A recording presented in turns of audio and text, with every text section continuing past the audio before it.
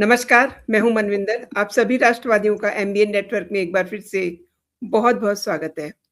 तो नाराज़ फूफा एकदम बदला हुआ नज़र आया, आई मीन ट्रम्प। शायद से बंद कमरे में कोई ख़ास बात हुई है। वैसे प्रधानमंत्री नरेंद्र मोदी की तारीफ़ों के पुल बाँधे हैं। जी7 समिट के दौरान ट्रम्प कहते हैं कि जब तक वो राष्ट्रपति हैं, मोदी का एक दोस्त वहाँ हमेशा रहेगा। लेकिन क्या ये सिर्फ़ एक दोस्ती है या इसके पीछे कोई कूटनीति है? इसको समझेंगे एंड आपसे आग्रह भी है कि वीडियो को जल्दी से लाइक कर लीजिए, चैनल को सब्सक्राइब कर लीजिए क्योंकि इसके अलावा भी कई सारे अपडेट्स हैं। मेरे साथ देख रहे हैं आप साथ वाली स्क्रीन में जुड़ चुके हैं, जियोपॉलिटिकल एक्सपर्ट गिरधर ममादी जी। सर, बहुत-बहुत स्वागत है आपका। नमस्कार। मनविंदर जी, आपको, आपके दर्शकों सबको मेरा प्रणाम, नमस्कार। जय श्री राम, हर हर महादेव, जय श्री कृष्ण। हर हर महादेव। सर, ट्रंप के तो बिल्कुल सुर बदले हुए नजर आए हैं। ट्रंप ने कहा है कि मोदी शांत है लेकिन जबरदस्त नेता है, पर मैं वैसा नहीं हूं। इसके बयान का असली मतलब क्या हुआ? क्या मतलब बंद कमरे में कोई ऐसी बात हो गई है या फिर वो ये देख रहे हैं कि भारत एक बड़े वैश्विक रोल के लिए तैयार है, ऐसा उन्हें लग रहा है। वैसे देखिए, एक बात और भी है, ऑप सिंदूर हुआ, टैरिफ हुआ, भारत को हेल होल भी कहा, और अब ये सुर कैसे देखते हैं? देखिए, जो अंदरूनी बात जो हुआ है वो बाहर निकल के आने में बहुत समय लगेगा और इतना जल्दी किसी को पता भी नहीं चलेगा कि क्या बात हुई है, क्योंकि कुछ तो गंभीर विषयों पर चर्चा हुई है। हम बाहर आने के बाद डोनाल्ड ट्रंप प्रेस कॉन्फ्रेंस में क्या बोला है, मोदी जी क्या बोला है, इन चीजों के आधार पर हम अनुमान लगा सकते हैं कि क्या हुआ होगा। अब देखिए, ऐसा लग रहा है कि दोनों के बीच में जो प्राइवेटली बात हुई है उसमें मोदी जी उनको करी कोटी सुना दी, ऐसा मुझे लग रहा है। स्पेशली जो 3 भारतीय जो सी फेरर्स है उनके उनके कत्ल के बारे में जो अमेरिका ने उसके ऊपर बम्बार्डमेंट किया है, उस विषय पर बहुत गंभीर रूप से मोदी जी उसको प्राइवेटली जो बोलना था वो बोल दिया। और बाकी जो चीज है, अभी अमेरिका के जो गैस हम ज्यादा खरीद रहे हैं आज, कतार से कम खरीद रहे हैं और अमेरिका से ज्यादा खरीद रहे हैं। तो उनको बोला होगा कि देखिए भाई, हम आपसे भी खरीद रहे हैं, जो हम रशिया से खरीदते हैं या ईरान से खरीदते हैं उसमें आप दखल मत कीजिए। आपका बिजनेस तो रहेगा, पर हम जो चाहते हैं, जहां चाहते हैं वहां से हम लेंगे। आप हमें कोई मतलब कोई टेंशन, मतलब कोई रेस्ट्रिक्शंस नहीं लगा सकते हमारे ऊपर। हम जो चाहते हैं वो करेंगे। ये भी दूसरी बात, एनर्जी सप्लाई के बारे में भी चर्चा हुई होगी। और तीसरी बात, जो भारत और अमेरिका के बीच में जो ट्रेड डिस्कशन है उसमें भी हमने एक टफ स्टैंड लिया हुआ है। तो उसमें हमने सीधा साफ साफ लफ्जों में बोला है उसको कि हमारी जो रेड लाइंस है वो हम एक्सेप्ट नहीं करेंगे, बर्दाश्त नहीं करेंगे। चाहे वो हमारी किसानों के बारे में हो या हमारी दूध के बारे में हो, आप वहां से आप दूध नहीं बेच सकते उधर, या बाकी चीजों में जहां हमारी रेड लाइंस हैं, तो उन चीजों पर हम कोई समझौता नहीं करेंगे। तो बाकी रही टैरिफ्स के बारे में, वो चर्चा हो सकती है। दोनों पक्ष बोल रहे हैं कि 95% हो गया, मगर वो 5% क्या है, आज तक 1 साल के बाद भी क्यों एक मत नहीं बन पाई, ये तो सामने है, सबके सामने। तो वो उस चीज में भी भारत ने एक बहुत टफ स्टैंड लिया है। बस हम जो डिसीजन लिया इससे हम आगे नहीं जाएंगे, आपको जो करना है कर लीजिए। मगर जो प्राइवेटली जो बात हुई है और जो पब्लिकली बाहर आने के बाद मोदी जी के रवैया देखेंगे, तो डोनाल्ड ट्रंप को थोड़ा, मतलब उनका उनका जो अहंकार है उसको थोड़ा सुकून देने वाली बात मोदी जी ने की है, कि वेस्ट एशिया में आपने जो शांति की वार्ता, शांति की पहल की है, उसको हम समर्थन करते हैं और जल्दी यहाँ शांति बहाल हो। ये सब चीज मोदी जी ने बोला है। और डोनाल्ड ट्रंप की नेतृत्व के बारे में भी बोला है कि आपने इसको शांति बनाए रखने के लिए, शांति फिर दोबारा यहाँ लाने के लिए आपके जो प्रयास हैं उसको हम समर्थन करते हैं।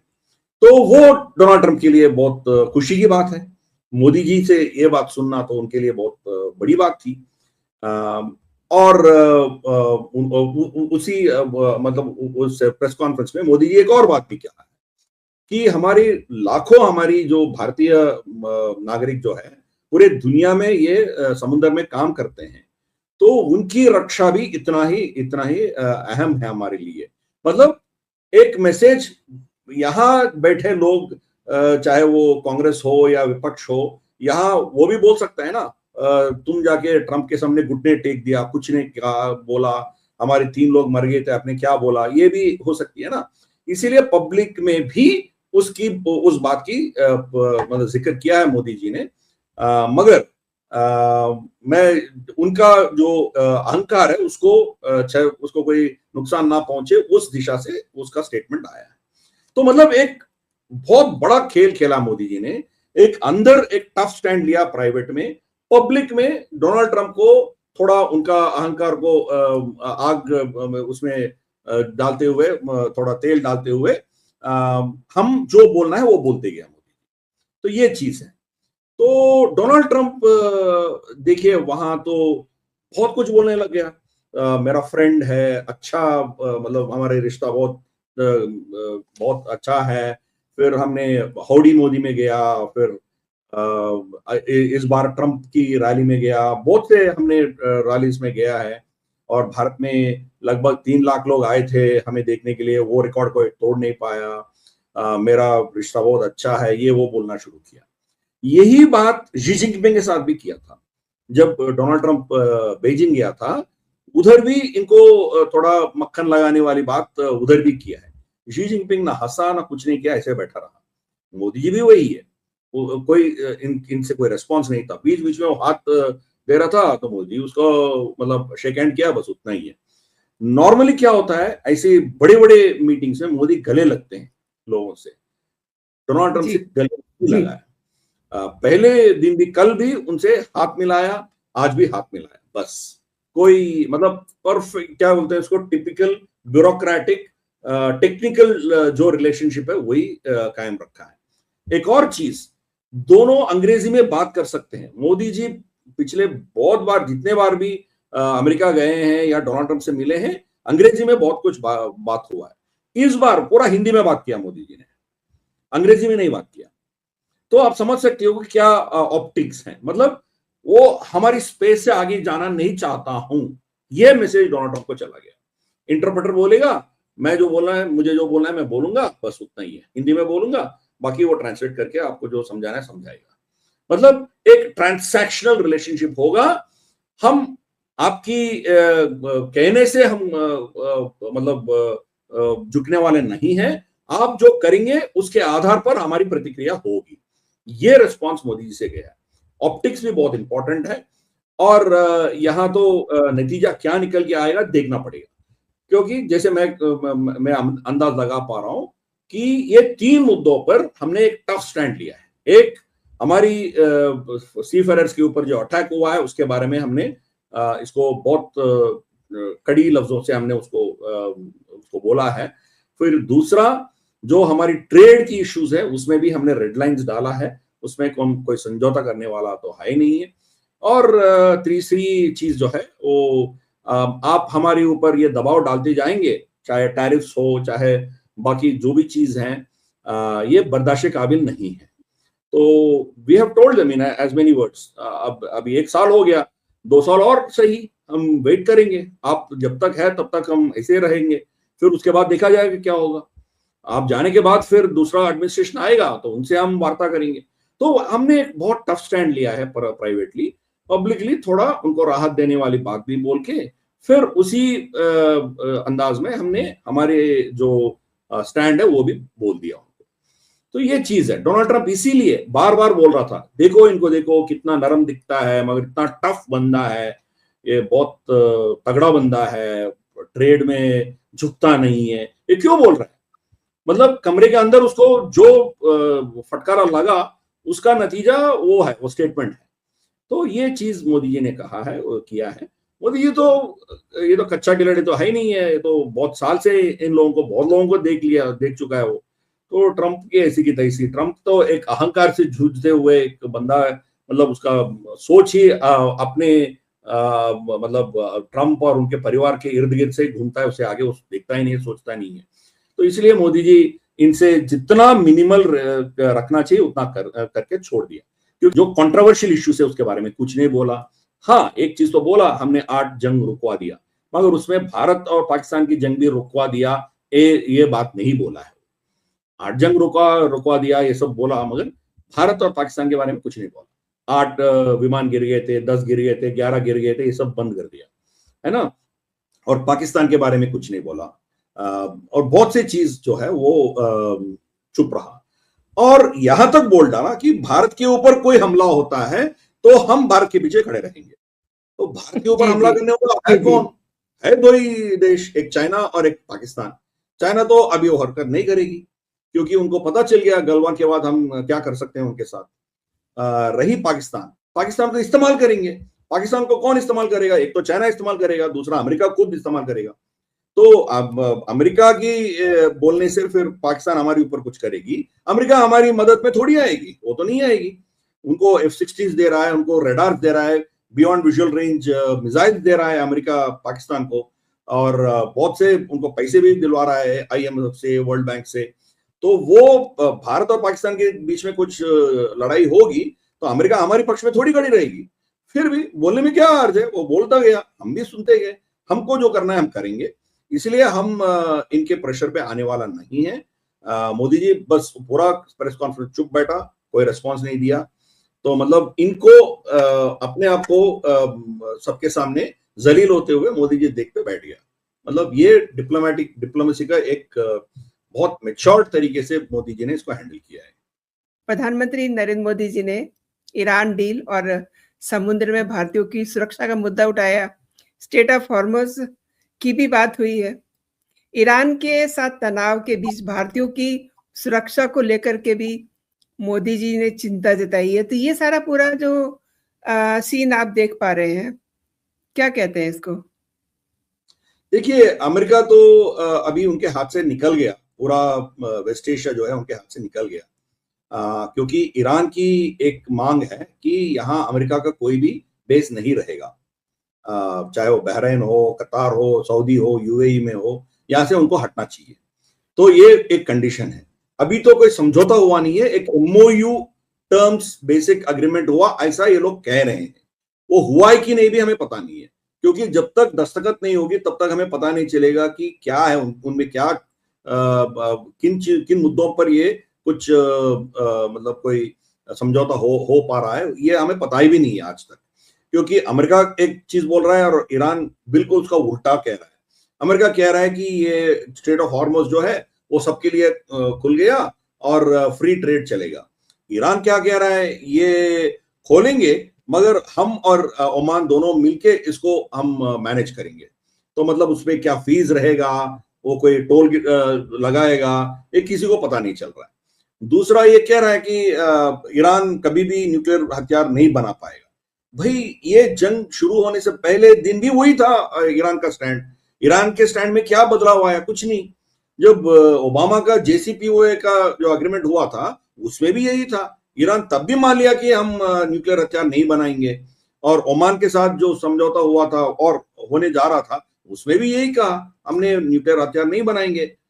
खमेनी का फतवा भी है कि हम न्यूक्लियर हथियार नहीं बनाएंगे। क्या नया बात आज डोनाल्ड ट्रंप बोल रहा है? और ईरान कहीं भी ये नहीं कहा है कि हमारी सिविलियन न्यूक्लियर प्रोग्राम हम बंद करेंगे, या कहीं भी ये अग्रीमेंट नहीं किया है कि हमारे पास जो बचे कुचे जो यूरेनियम है वो आपको सौंप देंगे, कहीं नहीं बोला है। मतलब ये समझौता जो है ये लेबनान में भी लागू होना चाहिए। ये एक कंडीशन था ईरान का। बस ईरान और अमेरिका के दोनों के बीच में ही ये समझौता नहीं रहेगी, वो हिजबुल्लाह के खिलाफ भी जंग रोकना पड़ेगा आपको, ये उनका कंडीशन है। तो बेंजामिन नेतन्याहू ये कह रहा है कि हम आपसे कोई लेना देना नहीं है, आप और ईरान जो करना चाहते हैं वो कर लो, मगर हमारी जंग तो रुकेगी नहीं, हमें जो करना है हम करते रहेंगे। बेरूत और हिजबुल्लाह के खिलाफ हम कार्रवाई जारी रखेंगे। तो ईरान ने बोला है कि वो अब करोगे तो हम चुप नहीं रहेंगे, ये समझौता नहीं होगा, हम आपके खिलाफ अटैक्स करेंगे। अभी भी ईरान वार्निंग किया है कि हम इजराइल के खिलाफ कार्रवाई करेंगे। तो फिर दोबारा वहां से बम्बार्डमेंट आएगा, कुछ होगा तो फिर जंग और तेजी पकड़ेगा। फिर अमेरिका को दोबारा फिर ईरान के ऊपर कुछ ना कुछ बम्बार्डमेंट करना पड़ेगा। तो ये समझौता फिर होगा नहीं होगा, ये भी बहुत बड़ा प्रश्न है।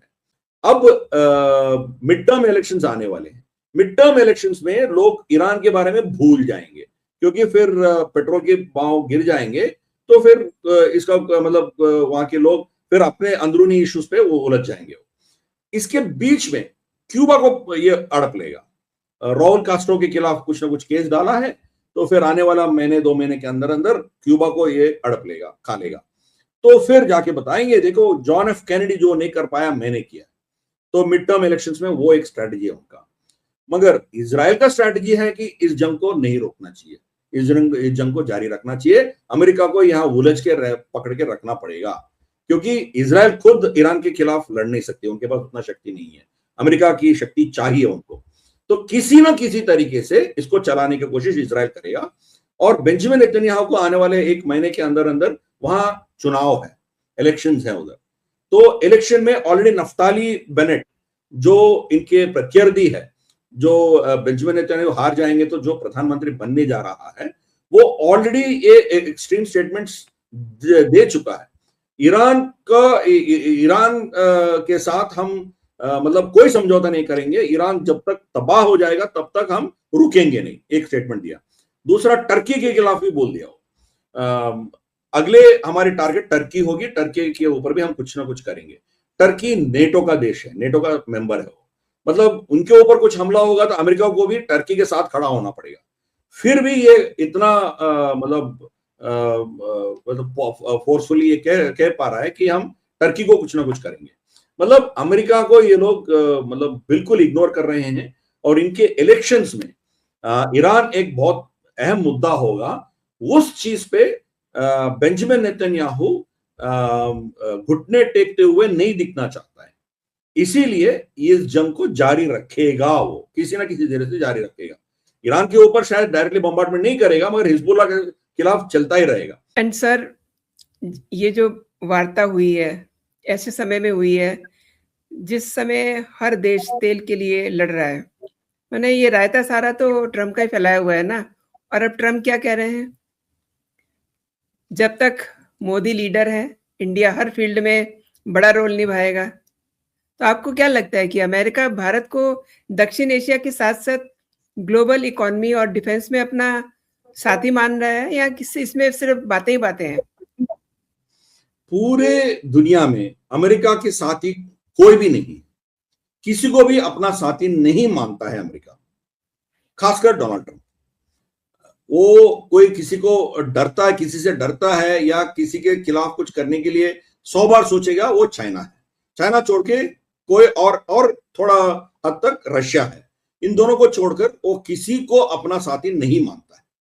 वो समझता है कि सब अपने सामंत हैं। इस G7 समिट में जो फ्रांस में सब मिले थे, उस कमरे में डोनाल्ड ट्रंप के मित्र एक भी नहीं था उधर। हाँ, बोलने में सबको बोलता है कि ये मेरा बहुत अच्छा मित्र है, मतलब मेरे से अच्छा मित्र कोई नहीं मिलेगा वॉशिंगटन में, मैं इनके लिए व्हाइट हाउस में मैं सबसे बड़ा इनका मित्र हूं, ये सब बोलता है। वो सब बकवास है, कोई सुनने के लिए तैयार नहीं है, क्योंकि ये जो कहता है और जो करता है दोनों में कोई तालमेल नहीं है। अभी हाल ही में इंडो पैसिफिक कमांड जो है, इंडो नाम हटा पैसिफिक कमांड कर दिया उसको, जी है ना। तो फिर डियागो गार्सिया जो हमारी श्रीलंका के से थोड़ा दक्षिण में है, जिसको वो जो आइलैंड जो है वो यूके के कंट्रोल में है, यूनाइटेड नेशंस कन्वेंशन के तहत वो मॉरिशस को सौंपना चाहिए था और लीज रख सकता है कुछ साल तक, मगर उसका लीगल टेरिटरी, उनका सार्वभौम अधिकार जो है वो मॉरिशस को शिफ्ट करना था। अब डोनाल्ड ट्रंप कह रहा है मैं उसको खरीद लूंगा, मैं इसको मॉरिशस को दूंगा नहीं। मतलब वो हमारी चौकट पे आके बैठ गया ना फिर अमेरिका, तो हमारे लिए भी खतरा है। हमारे लिए चाइना और पाकिस्तान सिर्फ ये 2 देश खतरा नहीं है, अमेरिका से भी खतरा है हमारी। पता नहीं क्या पागल दिमाग किसमें क्या चढ़ेगा, फिर हमारे ऊपर कोई सैंक्शंस डालेगा, हमारी जो शिप्स हैं, हमारी जो तेल की जो भी शिप्स जाते हैं उसके ऊपर बम्बार्डमेंट करेगा। जब ये 3 लोगों को मार दिया, 3 शिप्स और मारेंगे तो क्या फर्क पड़ेगा, उनको मारेंगे। और आज तक वो उसके लिए माफी नहीं मांगा है। वो प्रेस कॉन्फ्रेंस में भी एक बंदा पूछा है उनसे, क्या इन तीनों परिवार के साथ आप संवेदना व्यक्त करेंगे, तो नहीं बोला, उसके बारे में कुछ नहीं बोला। वो बहुत डेंजरस सिचुएशन है, वहां किसी को जाना नहीं है करके बोल दिया। मतलब ऐसा घटिया आदमी से आप क्या क्या उम्मीद रख सकते हो? भारत को कहीं भी इंटरनेशनल इश्यूज में नजदीक तक आने नहीं देगा। हाँ, कोशिश किया था ईरान के साथ समझौता करने के लिए, भारत की मध्यस्थता की कोशिश की डोनाल्ड ट्रंप ने, और मोदी जी ने साफ साफ बोल दिया कि हम इसमें नहीं घुसेंगे, वो आपका जंग है, आप जाने और ईरान जाने, हम उसमें नहीं पड़ेंगे, हमारी रिश्ता सबके साथ अच्छा है, तो ये जंग आपने स्टार्ट किया, हम तो नहीं, हमें तो नहीं बोला, हमारी परमिशन थोड़ी लिया, आपने जाके मार दिया, तो आप जाके सुलझाओ उसको, उसका क्या करना है आप देख लो, तो हम उसमें नहीं फंसेंगे। तो इसीलिए कोई मिला नहीं है उसको, कोई भी दुनिया में एक भी देश नहीं मिला जो ईरान के साथ वार्ता कर सकता है, इसीलिए पाकिस्तान को इस्तेमाल किया। पाकिस्तान की इतनी हैसियत नहीं है कि वो ईरान के साथ समझौता कर पाए। डोनाल्ड ट्रंप और जो भी है वहां ईरान में, इनके दोनों के बीच में डायरेक्टली समझौता चल रहा था, मतलब डिस्कशन चल रहे थे। बीच में पाकिस्तान को क्या ट्वीट करना है वो ट्वीट भेज रहा है, बस उतना ही है। शहबाज शरीफ को कुछ पता नहीं है क्या हो रहा है।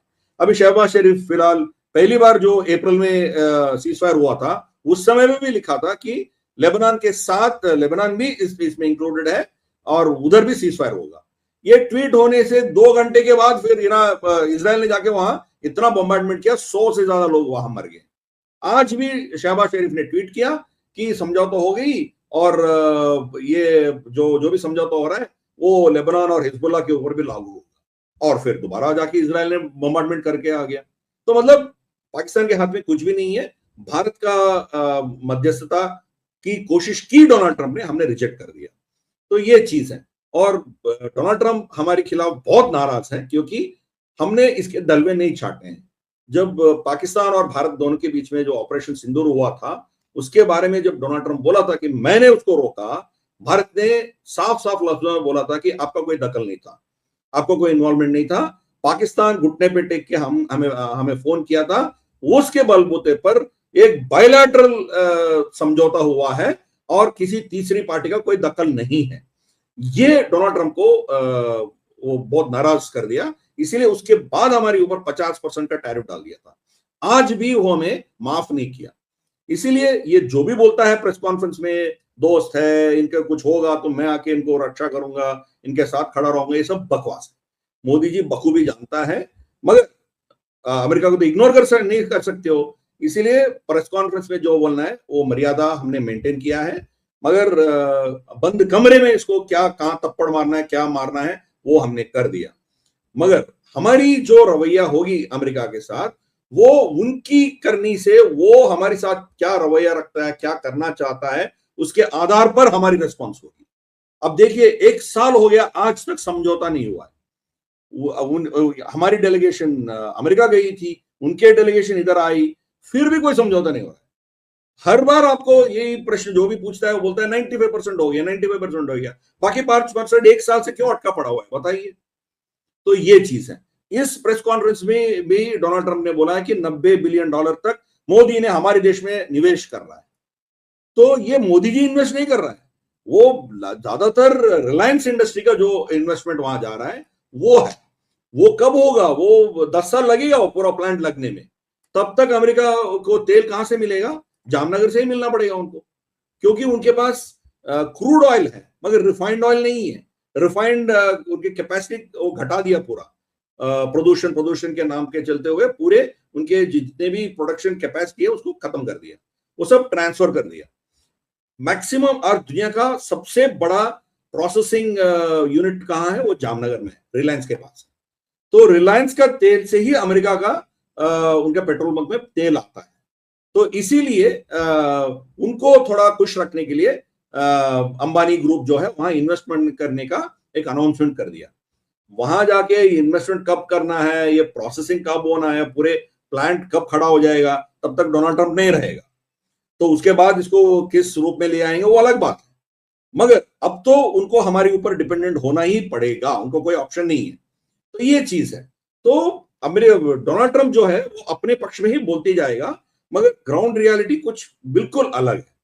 तो भारत की जो इन्वेस्टर्स हैं वहां स्पेशली फार्मास्यूटिकल इंडस्ट्री और पेट्रोलियम, ये दोनों वहां थोड़ा इन्वेस्टमेंट्स कर रहे हैं, क्योंकि फार्मास्यूटिकल इंडस्ट्री जो है वहां कुछ ना कुछ प्रेजेंस दिखाना पड़ेगा आपको। बाकी प्रोडक्शन भारत से होगा, मगर वहां कुछ ना कुछ दिखा के हम वहां उस मार्केट को हमारे पास रखेंगे। चाइना भी वही किया था। चाइना क्या करता है, पूरा अपना पार्ट्स पूरा चाइना में बनाता है, वियतनाम या मेक्सिको, कनाडा कहीं और एक प्लांट लगाता है, या जाके असेंबल करके made in Canada, made in Mexico करके अमेरिका में बेच देता है। तो ये चीज भारत भी कर रहा है, वही कर रहे हैं। मगर अमेरिकन इन्वेस्टमेंट भारत में जो आ रहा है उसके बारे में कोई बात ही नहीं किया। चाहे वो गूगल हो या माइक्रोसॉफ्ट हो, जो यहाँ डेटा सेंटर्स लगा रहे हैं, एप्पल का इन्वेस्टमेंट्स हो, बहुत से इन्वेस्टमेंट्स जो भारत में आ रहा है उसके बारे में कुछ नहीं बोला। तो ये चीज है, डोनाल्ड ट्रंप तो एक ड्रामा आर्टिस्ट है, हर चीज पे वो अपना वर्चस्व दिखाना चाहता है। मगर मोदी जी भी बहुत मतलब ऑनरेबली बैठ के सब तमाशा देख रहा था। बस यही करेंगे हम, डोनाल्ड ट्रंप जब तक है यही करते, यही चलता रहेगा। फिर आगे हम कोई परमानेंट सॉल्यूशन अमेरिका के साथ हम कुछ नहीं करेंगे, कोई समझौता नहीं करेंगे हम, और उनके साथ डिस्कशंस जारी रखेंगे, क्योंकि उनसे पूरा रिश्ता भी हम तोड़ना नहीं चाहते हैं। वो चलता रहेगा अपना अपना जगह, वो डिस्कशन रहेंगे, कोई समझौता नहीं होगी, ये चीज है। हाँ, अगले हफ्ते होगा, अगले महीने होगा, ये सब वो भी बोलेगा, हम भी बोलेंगे, कुछ होगा नहीं है। तो ये चीज है, अमेरिका के साथ हमारी रिश्ता जो है हम पॉज करके रखा है। हाँ, कुछ चीजें हैं, आर्टिफिशियल इंटेलिजेंस, ये चीजें हैं, एंथ्रोपिक, वो सब पूरा बंद कर दिया। तो इसका क्या अल्टरनेट्स होगा वो देखना पड़ेगा। हमारे देश में भी बहुत से लोग इसके ऊपर थोड़ा कंसर्न्स दिखा रहे हैं, चाहे वो श्रीधर वेम्बू हो, चाहे वो मोहनदास पाई हो, बहुत से हमारी जो टेक्नोलॉजिस्ट हैं वो ये कह रहे हैं कि लॉन्ग टर्म स्ट्रेटजी में हमें हमारी खुद का आर्टिफिशियल इंटेलिजेंस कैपेसिटी बिल्डअप करना पड़ेगा। अमेरिका हमें ये सताते रहेगी, हम कुछ ना कुछ करना पड़ेगा। तो इसीलिए अमेरिका के साथ टेक्नोलॉजी हमें चाहिए, वो टेक्नोलॉजी के चलते हुए हम कुछ ना कुछ ये डिस्कशंस जारी रखेंगे। मगर हमारी शक्ति, आत्मनिर्भरता आगे लेके जाने का हमारी जो प्लान है वो जारी रहेगा, वो चलता रहेगा। तो ये चीज है, तो मतलब कहीं हम रिश्ता नहीं तोड़ेंगे मगर आगे भी नहीं लेके जाएंगे, ये चीज है। आपने सर बहुत बड़ी बात की है, क्योंकि जो रीसेट का बटन है रिश्तों का, वो भारत के हाथ में है। जिस तरीके से वो चाहेगा रिश्तों को आगे लेके जाएगा। आपने सर मेरे दर्शकों के लिए समय निकाला, मेरे लिए समय निकाला और महत्वपूर्ण जानकारी दी। बहुत बहुत धन्यवाद आपका। जय हिंद, जय भारत।